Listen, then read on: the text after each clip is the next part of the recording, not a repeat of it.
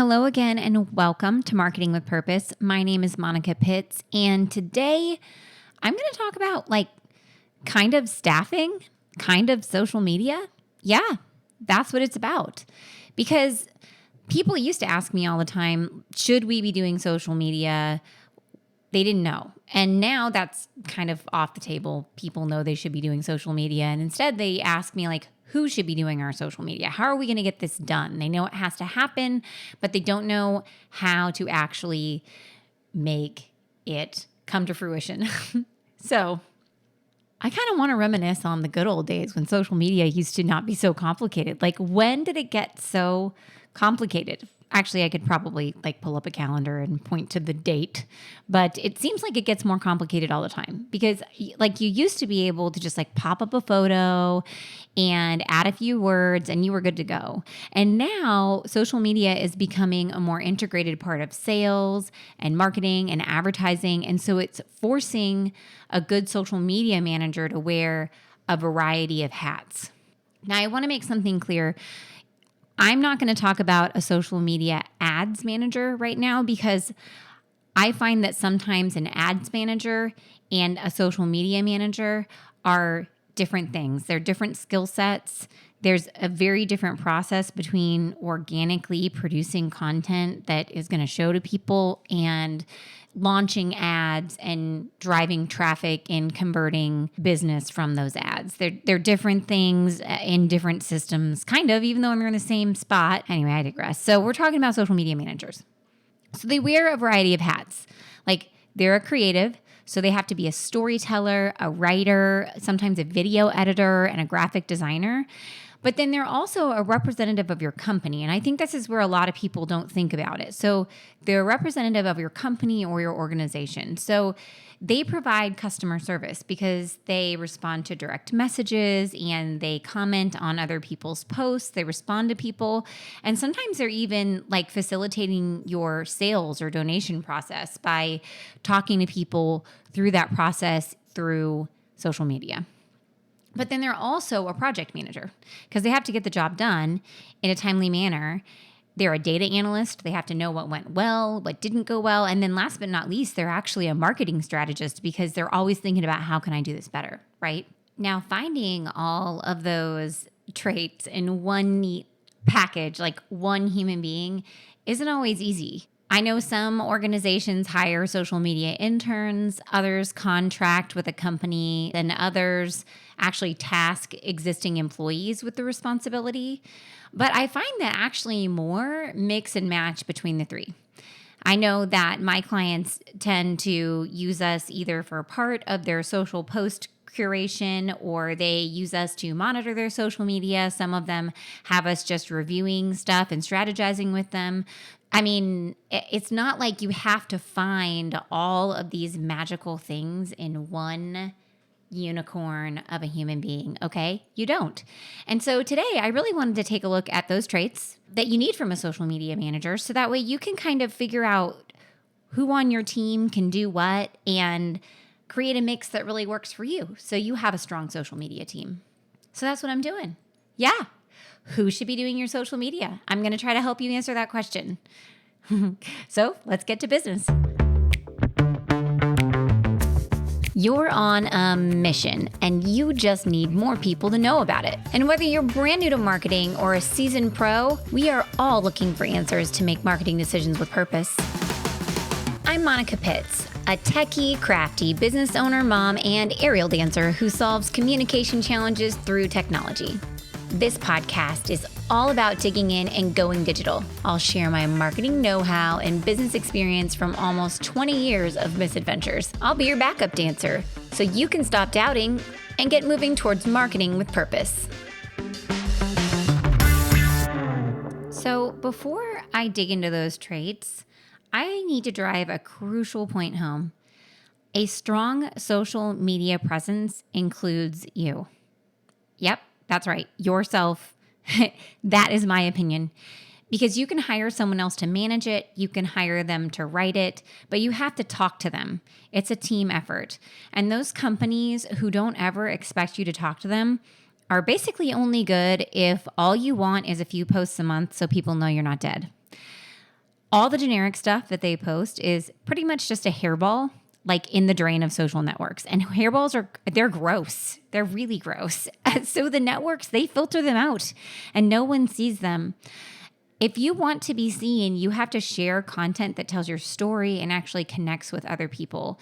That's what social media is all about, like being social, not just posting random crap. So that won't happen if you don't provide your social media manager with information about what's actually happening in your company and help them learn your company voice. So a great social media presence, a great social media team is going to involve you. Do not delude yourself into thinking that you do not need to be involved at all. The only time that could possibly happen is if you've got like an absolutely stellar human being that's on your staff that you can delegate it out to, that you trust wholeheartedly all the time to be able to represent you in the way that you would represent yourself. Okay? All right. So I'm off of my soapbox now. Let's get to those traits.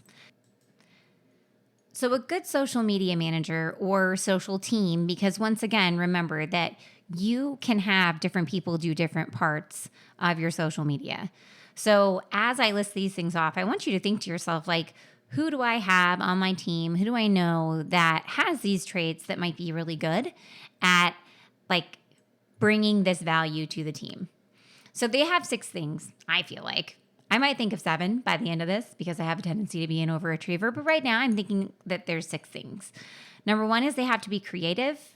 2, educated. 3, strategic. 4, a trained first responder. 5, analytical. And 6, follow through. So let's go through those one at a time quickly because I don't want to keep you here all day. I mean, maybe I want to keep you here all day. I do. I like you. Thank you. Thank you for hanging out and listening. I really appreciate it. Okay. So starting at the top with creative, you need someone who can write easy to read content.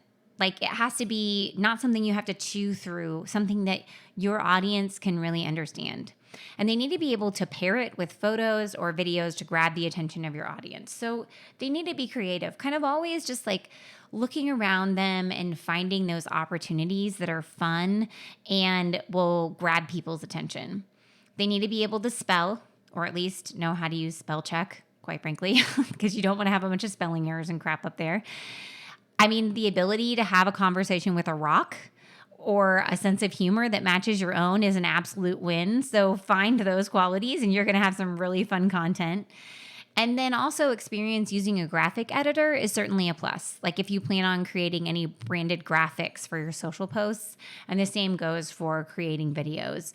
Having experience working with a video editor is really a plus if you're going to have branded videos with your social posts. So that's number 1, creative. Now, the second thing that I think that they need to be is educated. You need to look for someone who understands your industry or plan on training them about what you do.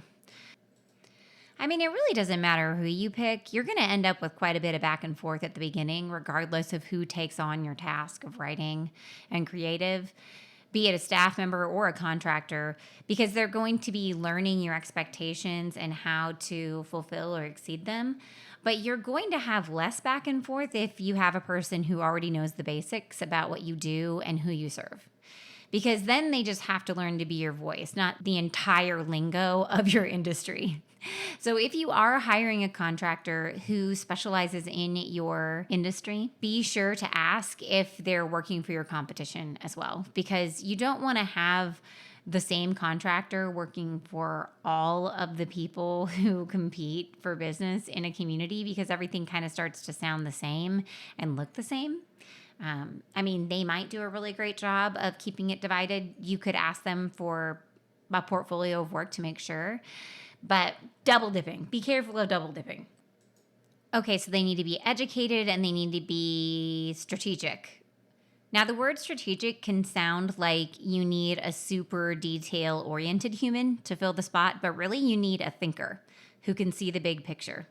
Because the first thing you need to do is make a general plan and then live within it flexibly on the day-to-day, because you need to adjust to promote your specials or events or, I mean, just cool stuff that pops up, right?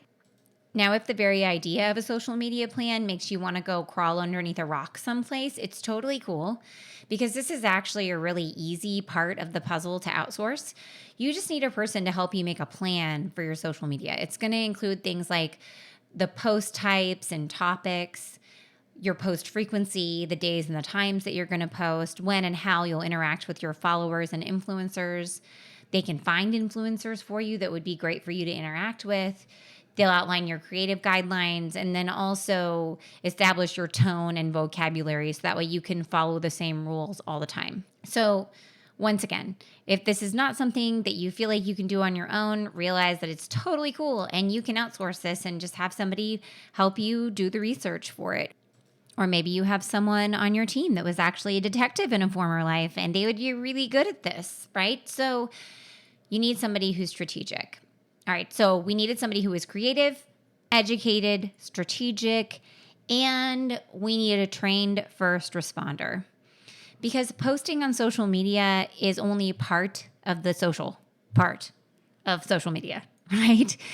You also need somebody who checks regularly for comments and reviews and looks at the social feed of businesses that you want to develop a relationship with and responds to direct messages. So they are like a customer service person. And since they're going to be interacting on social media as you, it's best to have somebody who understands the voice of your company to take on this role. And you'll also want to make sure that you set ground rules for how to respond to things like negative comments or passing along messages to the proper channels within your company. So that way, as you are getting leads, you are getting them to the right people. So you need a trained first responder. All right. So then I really think that you should have someone analytical.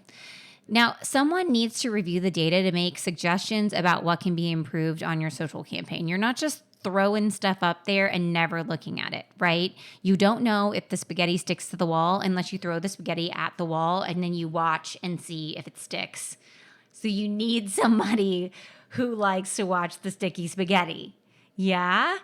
Okay, maybe that was a bad analogy, but you know what I'm trying to say. Your social manager should review the data for the networks that you use, as well as your social media traffic on your website to make sure the social medias that you're drawing into the site are actually behaving as planned. And this is another easy role to fill with a contractor on a monthly or quarterly basis if you're just not sure what to do. And then that contractor kind of acts a little bit like a mentor for your creative person if they're on staff. So it's kind of a fun relationship to build and allow that staff member to grow their skills. Now, of course, if you are interested in data, like I'm interested in data because I find it very fun to comb through, then you might want to check out our Digging into Data series. I go through looking at emails, social media, and website traffic on, and you can geek out with me for a number of minutes over what to look at and what it all means. It's excessively exciting. Excessively. All right, so we're almost to the end, friends. I think your social media manager needs to be creative, educated, strategic, a trained first responder. They need to be analytical. And last but not least, they need to have follow through because social media is like the laundry. Like it's never done. You are always feeding the beast. You know, you get the laundry done and then you just look down at yourself and you're like, I'm wearing clothes right now and I'm just going to have to wash them. So the laundry never stops and neither does your social media. So you need a person who can make sure that the job does get done. And really, that person doesn't need to know hardly anything about social media. They just need to know the process that you follow and just keep the ball rolling without dropping it for another shinier object. So you could delegate this to a taskmaster in your office that will just do a really good job of making sure that this remains a priority in your organization and the social media gets done. All right. So those are the 6 traits I think that you need to have to be a great social media manager or to have a well-rounded social media team. So now you can go forth and you can assemble your team. Take a look at your crew and ask who's interested in helping. That's where I would start. And ask them what part do they want to play. You can talk them through each one of these different roles that a social media manager plays and See what interests them, really. And then you can just fill in the gaps with professionals to round out your team and to lighten the load. And honestly, just don't forget yourself. Remember, what I started with, where I began this soapbox, is that you are a key to the success of your social media campaign. And while you may not want to plaster your face all over social media and you might not want to write every single word, you do need to put your stamp on it to tell the authentic story of your organization and connect with other people out there. You don't just want to have a bunch of junk that doesn't represent you well. So that, my friends, is the mini staffing / creative social question answering podcast of today. Who should be doing your social media? And the answer is, it might not just be one person, right?